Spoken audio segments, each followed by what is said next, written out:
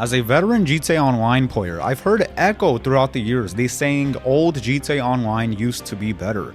As someone who has consistently played throughout all these years, I have some level of agreement with this saying, but not entirely. So today we will see if GTA Online truly used to be a better game, and if you do enjoy this video, please consider subscribing. First, we have to address the level of overall content that was present, let's say before 2016. I think most players would agree that pre-2016 was probably the golden era of GTA Online.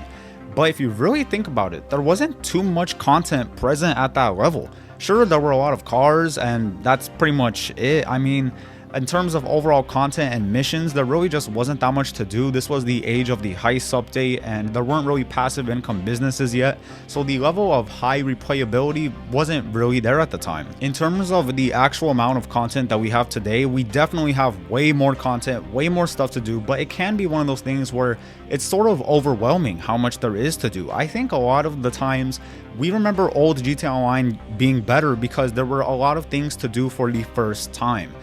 There were obviously the missions, and who remembers playing Rockets versus Insurgents where you're standing on the platform and then Insurgents come, they have to knock you off. I mean, those were the days. Nobody plays that anymore because it doesn't really make sense to. You don't get a whole lot of money. There's better ways to make money from it. But back then, that was the method. You play that mode, you get a bunch of money, a bunch of RP, and it was actually pretty fun. It was the golden age of adversary modes. And everyone was a low level at this time. Nobody was really good. It's one of those things where it's kind of the new player syndrome. Obviously, a lot of people say old games used to be better. Fortnite gets this a lot because everyone back then was pretty bad. And we look on the top tier gameplay back then, and the players looked absolutely cracked, but now they looked pretty bad. They look pretty bad, and it's not how it used to be for sure. Players used to be worse. Nowadays, however, the only way you could really do something for the first time in GTA Online is if you're a new player or if a new update comes out. If you're a veteran player, you can't do anything for the first time because everything has been done already. There's nothing really to do. And this is where 5M kind of enters the equation, but I'm not even gonna, that's a whole separate video in and of itself, and that is not a part of vanilla GTA Online. But I think a lot of the greatness of early GTA Online came from the fact that everybody was doing things for the first time. We were off-roading for the first time, we were racing for the first time, we were fully exploring the map for the first time and its lore. Of course, on day one, nobody knew what the Mount Chiliad mural was, nobody knew anything about it, any clues, and we were just discovering things like that. And now we have pretty much discovered everything about Los Santos. It is not a very extensive map. It is not a very in-depth map with a lot of Easter eggs all around it, maybe like Red Dead Redemption 1 or Red Dead Redemption 2's map. There are just not a lot of things to do with the actual vanilla map anymore. And back then, that was definitely not the situation. There were a lot of things to discover because it was fresh and new. Now we have to discuss the level of Rockstar greed. It was definitely less apparent back then. I will agree about that. In fact, I don't believe that shark cards were actually there from day one. They didn't need to be. This game made hundreds and millions of dollars on day one.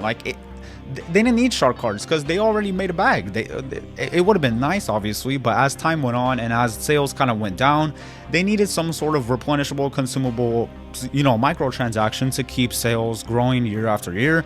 And of course, now nobody really buys shark cards, but back then when shark cards were first introduced, they were actually a pretty good value. Back then, I don't really think Rockstar was being too greedy.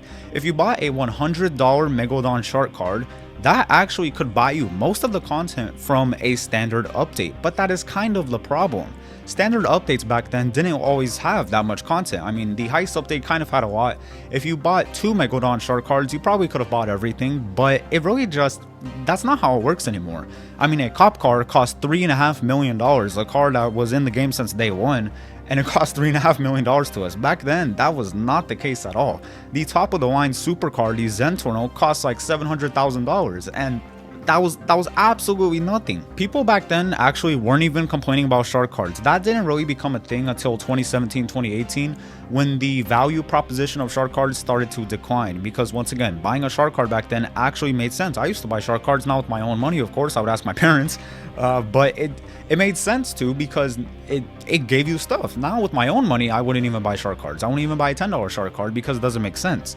I pay for GTA Plus, but that is a good value proposition, and we're seeing that again. We're seeing that people are actually paying for GTA Plus because it's a good value, because you get an exclusive garage with 50 extra car slots. or is it 100? It might be 100 actually. 100 extra card slots is really a good value, and it is kind of a shame that it's paywalled, but it is what it is nowadays. But back then, shark cards were not even that bad. I think once again, the problem came from the value of shark cards starting to decline. Another thing is that the in-game economy back then was very different at the time. I had to specify in-game economy because the in-real-life economy was also very different at the time. But contact missions really ruled the game. Those were probably the best ways to make money. There were no really passive income. This before the days of gun running, bikers, and the nightclub, you had to actually play the game to make money. That's just how it was. Hands down, obviously the best way to make money early on, all the OGs know, is rooftop rumble, tying up a job, those types of contact missions. But was that really a good thing? Looking back on it, absolutely not. You were forced to wait outside of these missions for up to 15 minutes, I believe. That's when the bonus capped out, because it paid you more money for being in the mission for a longer time, which is such a stupid way to go about it.